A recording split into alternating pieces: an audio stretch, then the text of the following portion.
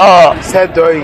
La famille Mollard est en liberté provisoire. Une bonne chose ou bien une mauvaise chose. Ça dépend si tu aimes Mollard ou bien si tu détestes Mollard. En tout cas, le gars est en liberté provisoire, c'est ça. Ouais, c'est un malheur qui l'a frappé. C'est un moment qu'il n'attendait pas du tout qu'il a frappé. Et il a fait 2 mois en Maca. Donc il est en liberté provisoire. De toutes les façons, c'est comme ça en Afrique. Si tu es lent et puis un problème net t'arrive là, on va te charger. C'est comme ça. On va te charger fatigué. Surtout, si ça arrive que c'est la vie de quelqu'un qui est perdu. La façon dont on va te charger là, même pouce-pouce, on ne le charge pas comme ça. Donc Maurice Le Mollard est en liberté provisoire. Mais il y a une question que je me pose. Ce n'est pas la liberté totale qu'il vient de retrouver comme ça. Ou bien il va encore retourner. Famille, voici le message qu'il a partagé avec ses femmes, avec des personnes qu'il aime ou bien qu'il déteste. En tout cas, sur ces images empruntées avec les chroniqueurs 5 étoiles de la NCI. Regardons la vidéo jusqu'à la fin pour la décortication. Voilà. Après 2 mois de détention suite à l'accident de la circulation qui a coûté la vie à Madame Élise Tola, Mollard est donc libre de façon provisoire. Ozone, ça veut dire quoi, liberté provisoire? La liberté provisoire, c'est quand une personne arrêtée et en prison est autorisée à sortir en attendant son procès. Elle n'est pas encore déclarée coupable ni innocente, mais la justice accepte qu'elle reste dehors sous certaines conditions, bien sûr. Par exemple, payer une caution, ne pas quitter le pays, se présenter régulièrement à la police. Et si elle ne respecte pas ces différentes conditions, évidemment, elle va retourner en prison. D'accord. Alors, comment Mollard a obtenu cette liberté provisoire? Alors, selon le code de procédure pénale ivoirien, l'inculpé ou son avocat peut demander la liberté provisoire à tout moment de l'instruction. La demande doit être faite au juge d'instruction. Le demandeur doit élire domicile dans le lieu où se poursuit l'instruction ou la juridiction compétente si liberté accordée. C'est-à-dire que quand tu es en prison, tu as le droit de demander ta liberté provisoire avant le procès, mais tu dois... Tu dois remplir des conditions. Ouais, tu dois bien sûr remplir des conditions et tu dois rester dans la circonscription. C'est-à-dire que tu ne dois pas sortir. On te donne un certain... périmètre un certain périmètre à ne pas dépasser. Alors, pourquoi c'est Mollard même qui a annoncé la nouvelle? C'était important, Karina? Oui, c'était important parce que, tu sais, il s'agit de lui. Et c'est la personne mieux habilitée parce que la personne habilitée à annoncer, à faire ce communiqué. On a vu même quand il a fait l'accident, des heures après, il a fait un communiqué où il a expliqué qu'il a fait un accident et tout, et tout, et tout. Donc c'est la suite logique. Il s'agit de lui. Et il y a eu trop de spéculations depuis hier. Avant qu'il ne fasse le communiqué là, moi je voyais des posts, tu vois, je vais parler en français, les posts sont sous l'anglais. Je vois que personne ne voulait parler, mais tu vois, ça parle un peu, ça parle. Et il est léger unkou, et il est sorti lui-même. Je crois que c'était important. D'accord. De le dire. Mimi, tu penses que c'était important? Pourquoi c'est Mollard même qui a fait cette publication? C'était important. Parce que tu sais, Mollard c'est une personnalité publique. Mollard, c'est quelqu'un de suivi. Quoi de plus normal de faire lui-même cette publication, plutôt, excusez-moi, pour mettre ses proches et sa famille, ceux qui l'aiment, ceux qui l'entourent, pour les rassurer, pour rassurer tout le monde. Moi, je trouve que c'est vraiment important même qu'il le fasse lui-même. Ouais. Ozone Afrique Bamba. Vu comment l'affaire a été très médiatisée, vu comment c'est parti dans vraiment beaucoup de sens et que Mollard aussi, c'est une personnalité super publique, aujourd'hui, je pense que c'était important pour lui de faire ça pour non seulement rassurer les gens, mais aussi tuer ce qui était une rumeur. Parce que tu sais que Mollard, dès qu'il est sorti de prison, je ne sais pas d'où est venue l'information, je ne sais pas qui a été le premier à lancer l'information, mais sur Internet, les gens disaient « Ah, il paraît que ». Même sur... ses proches? Je ne sais pas, mais je pense pas.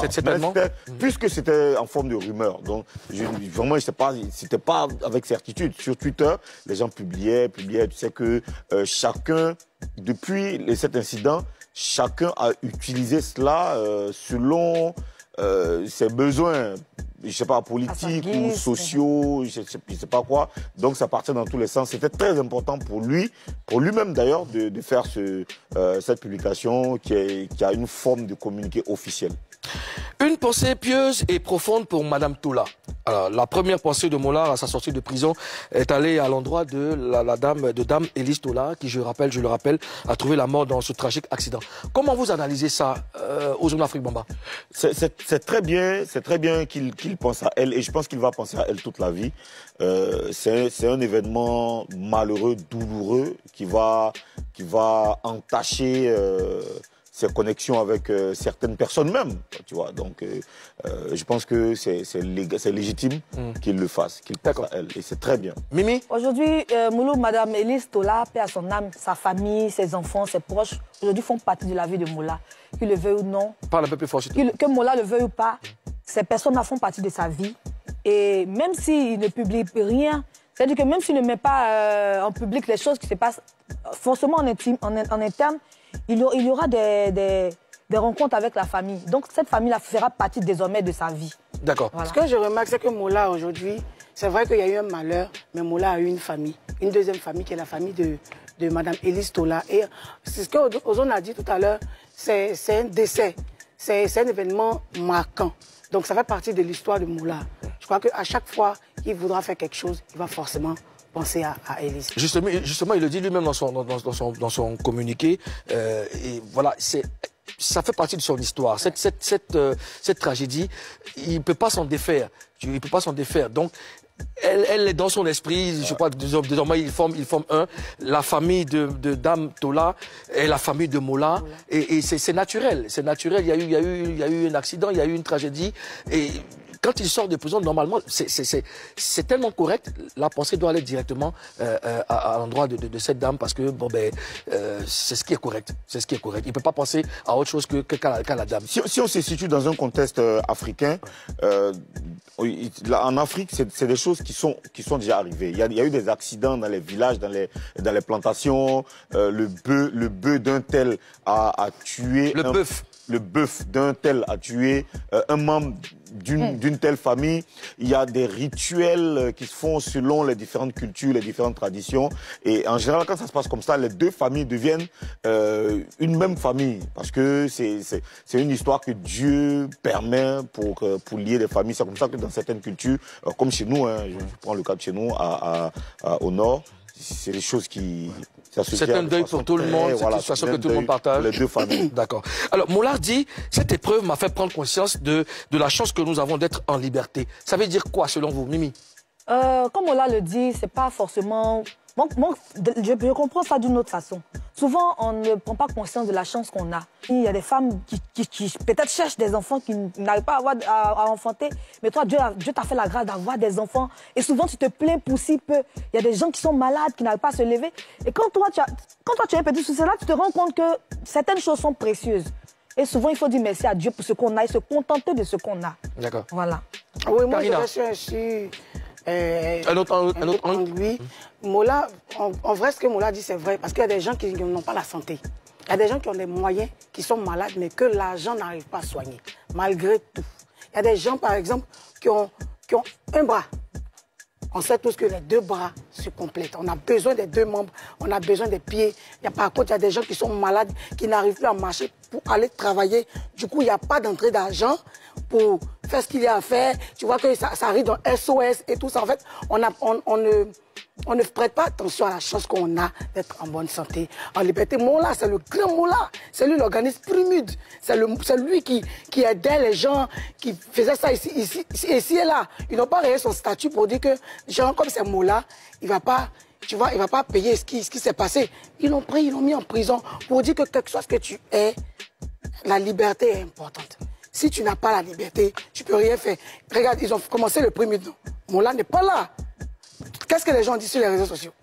Non, Moula n'est pas là. Normalement, là, ça devait attendre l'année prochaine et tout et tout. Tu vois un peu, non? Pour dire qu'on a besoin d'être là, on a besoin d'être en bonne santé pour pouvoir accomplir certaines choses. D'accord, donc il faut tenir compte de la chance qu'on a. Oui. Aux Jeux d'Afrique, effectivement, au-delà de la liberté même de circuler, de tout, parfois on ne se rend pas compte du bonheur, de la chance qu'on a, de cette grâce-là que Dieu nous donne d'avoir tout ce qu'on a, et même d'être tout ce qu'on est. Parce qu'en général, quand tu as une petite douleur sur le doigt, tu as l'impression que c'est la terre même qui tremble. Tu comprends? Donc, il faut toujours exprimer cette gratitude envers Dieu, envers la nature, envers nos ancêtres, envers toutes les divinités possibles selon nos appartenances religieuses. Il faut toujours exprimer cette gratitude-là parce qu'on a vraiment cette chance-là de se lever le matin, aller au travail, avoir des amis, des gens qu'on aime, des gens qui nous aiment. Il faut toujours dire merci à Dieu. C'est vraiment super. C'est important. C'est à ça qu'il faut se résumer. Dis merci à Dieu, profitez par la nature, n'est-ce pas? Alors, Mola a dit aussi, aujourd'hui je veux regarder devant. Est-ce que c'est facile de regarder devant quand on est dans une telle affaire et surtout quand on sait que la liberté n'est que provisoire aux zones d'Afrique, Mamba? Ouais. Il dit il veut regarder devant. Ouais.